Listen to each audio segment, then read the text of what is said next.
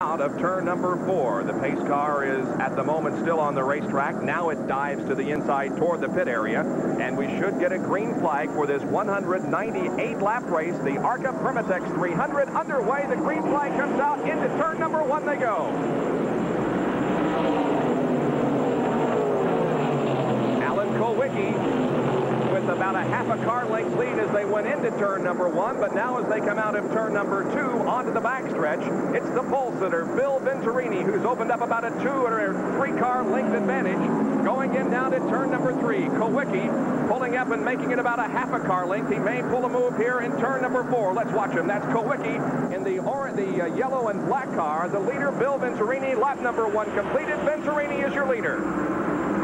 Bob, let me tell you, when they went in turn 1, that was the most anxious moment for these ARCA drivers because they don't run these kind of speeds very often. They normally run quarter-mile, half-mile racetracks. Turn 1 at 150 miles an hour is crazy.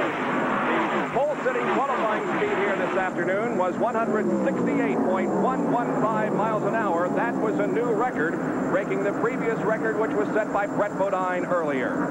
Bob, also, we cannot oversell the significance of this race for the ARCA drivers. This is, and we've had an incident. We have a spin in turn number 3. At least 2 cars are involved, sliding down the banking. Other cars may become involved. One goes to the inside there. A third car is involved. That's number 51 of Patty Simcoe. Rick Jeffrey is also one of the 2 cars. The blue car there, the man who finished in the top 5 at Syracuse in the modified race earlier this year. Rick Jeffrey in the blue number 82. A very nice-looking machine, by the way. It's tough for anybody when you crash this early in the race, but I know that Rick and his crew put a lot of work into really remodeling this car and making it super speedway worthy. Well, I was watching over there in turn number 3, and I believe the number 82 of Jeffrey just got too low on the racetrack, started to spin, went to the inside, then up the banking, pinned the car up against the wall. I'm not sure who I think that's Buddy Boys, the white car, Bob, and it might be Terry Pearson, the red and white car, number 43. I think that's who it is. And there's Patty Simcoe sliding into the picture and just barely getting Rick in the back with the rear end of her machine. So looks like it was Pearson again, one of the leading rookie contender. Patty Simcoe, Rick Jeffrey, and Buddy Boys, the 4 drivers involved. And yes, it's the same Buddy Boys whose son Trevor, of course, has run some ARCA races, and Buddy had a shot in Indianapolis about 4 years ago. So we have a yellow flag coming out on lap number 2 because of an accident down in turn number 3. The safety crews are out there cleaning it up. While we have the opportunity, we'll take this break and be back right after this.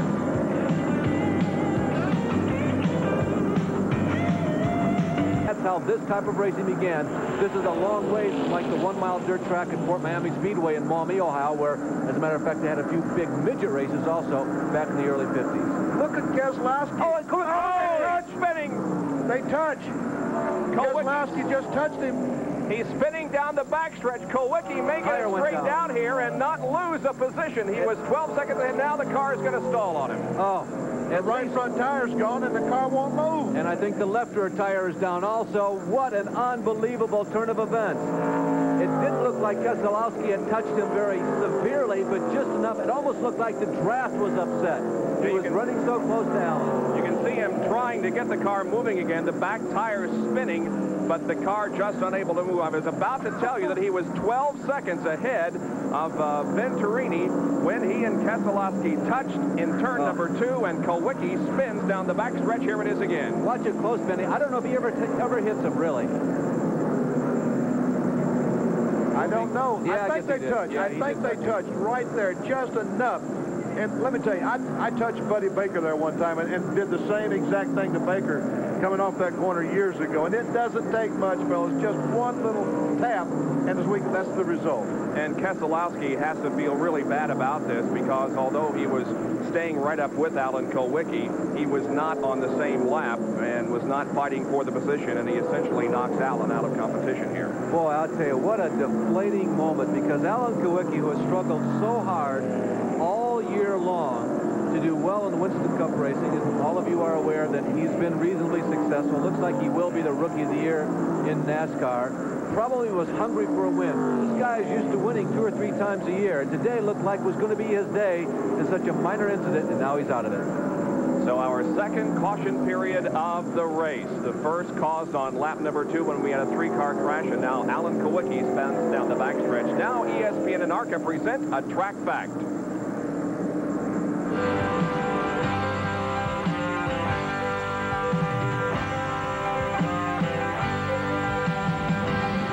Hundreds and thousands of dollars are spent each year by Winston Cup teams to get their cars to and from racetracks. Not so with the ARCA teams.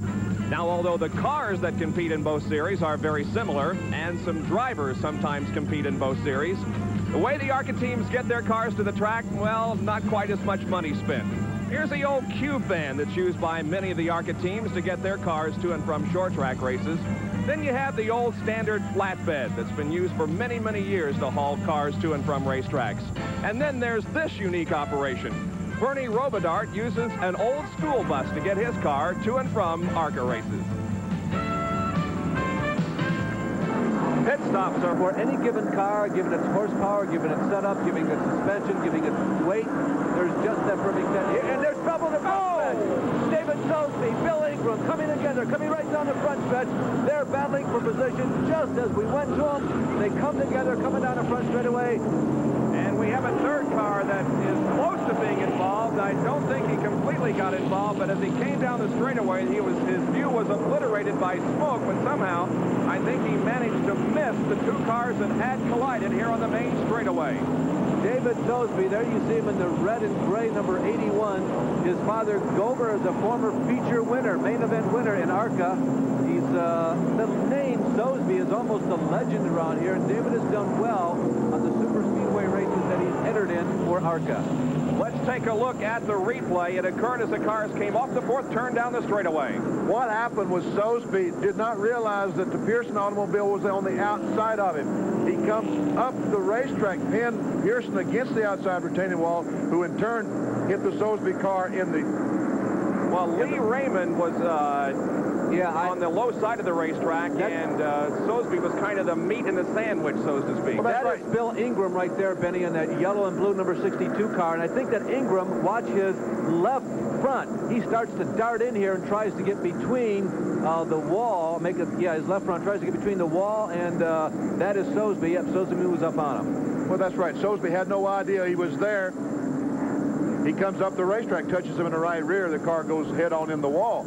And now there's so much smoke. As Bob mentioned a moment ago, there was a car coming in there, and all that smoke, had no idea. Look at him. He goes up. That might be Ralph Jones up there. Yeah, it could be. It did look like him. It's still difficult to see who exactly it was. And Barry almost hits the wall head on after getting through the smoke. Nice job of driving by, we believe, Ralph Jones in avoiding that melee that had broken out in front of him going into turn number 1. Well, there's the wrecker behind the car of Bill Ingram, number 62, as we have reached the halfway point of this event. 99 laps have been completed out of 198 that will make up this ARCA Permatex 300.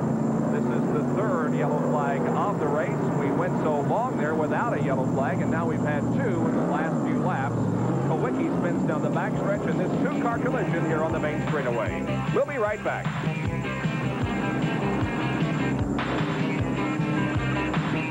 One more pit stop by everybody as the drama continues at Atlanta International Raceway.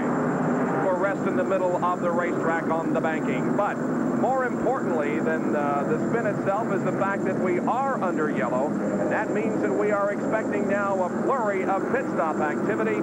It should be occurring here in just a few moments as the Venturini and the Adcock pits are very, very anticipatory. He drops out of 9th position to take this brief break with less than 20 laps to go. Car zero spinning wildly off the 2nd corner. That's Scott Stovall from Fort Wayne. You can see he's also made contact with the wall as the front end of that car is badly damaged. So Scott Stovall will bring out caution period number 6. Okay, we saw at Indianapolis earlier this year how a late caution flag can really be a factor in a race. Benny, you commented about Grant Adcock's start earlier in this event. Now he'll be lined up in 2nd behind Venturini. Let's see how they play it. Once again, for those of you who tuned in for for Dewey Stevens Ladies Bowling. We'll go to that live right after the conclusion of this race, and we are now 18 laps from the conclusion of this event. The yellow out because of Scott Stovall's crash. That's what they're going for, the winner's trophy here at Atlanta. Well, there won't be that kind of body slamming tomorrow during the Winston Cup race, but we expect a great one at noon tomorrow here in Atlanta. Right now in this ARCA race, Bill Venturini trying to hold off Grant Adcox. Let's try to talk to Bill Venturini on the radio. The caution flag continues to stay out for one more lap. Bill, this is Larry Newber up at ESPN Control. Well, buddy, what do you think? Do you have him covered? Oh, Grant hasn't showed me everything he's got yet. I think when he's ready, it's going to go down to the door handle. How about for you, Bill? Have you showed Grant everything that you have? When he pulls alongside of me, you'll know. Yeah, we've been running pretty fast. There's maybe a little more left. I've been trying to save it for the last 10 laps. Bill, this is Benny Parsons. They talked about your neck brace had broken. How is the neck feeling? Oh, it's all right now. We got a bungee cord holding my head up, so I'm physically much better than I was at the first part of the race. But Grant's going to test me. There's no doubt about it. Whoever wins this one deserves it. Good luck, buddy. Well, they say you can fix anything with a coat hanger or a rubber band or a bungee cord, and I guess he has his problem corrected with the bungee cord there, the head brace. But anyway, they continue to clean up the Scott Stovall crash out in corner number 2, and we remain under caution. We'll have some exciting green flag laps when we come back. Away this dramatic event. Grant Adcox comes into the pits and gets 4 new tires. What does that mean? I think that means that Grant Adcox wins the race. I mean, it's very simple. I've talked about all day just how much of an advantage that new tires are here in Atlanta. I have the experience of knowing that. Venturini, Breback, those guys don't realize that. Grant Adcox been around Winston Cup racing more than any of the rest of them. He knows what advantage he's got. That is the number 4 car of Gary Cooper that he is lapping. And there you can see the Adcox pit crew showing him dollar signs. You got to finish the race. You know, there's still 4 laps to go. Adcox, who came into this race, ranked second in the number of laps led. He had led 250, 4 different races. Lee Raymond, I think we told you earlier, has led more laps this season than anybody, having led 9 different races, 261 laps going into today.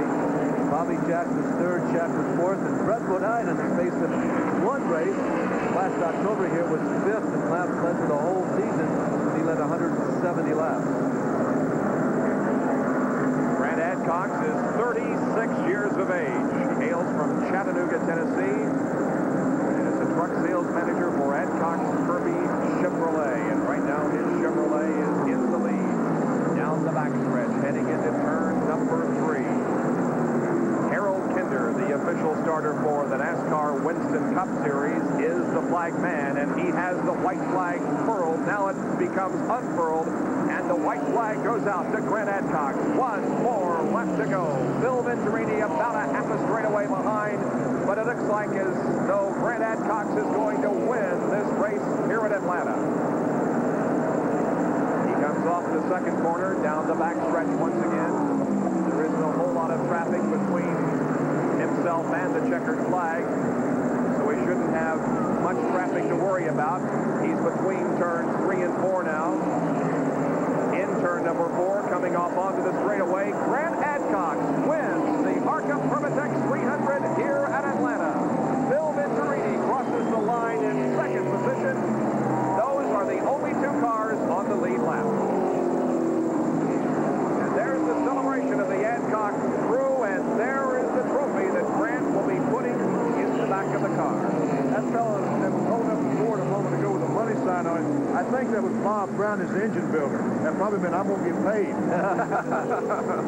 Adcox had told me yesterday that next year he was going to go after the ARCA Championship. Not that he didn't this year, but he felt that his inexperience on the short tracks, and particularly the dirt race track, really held him back. They had a race in the mile dirt.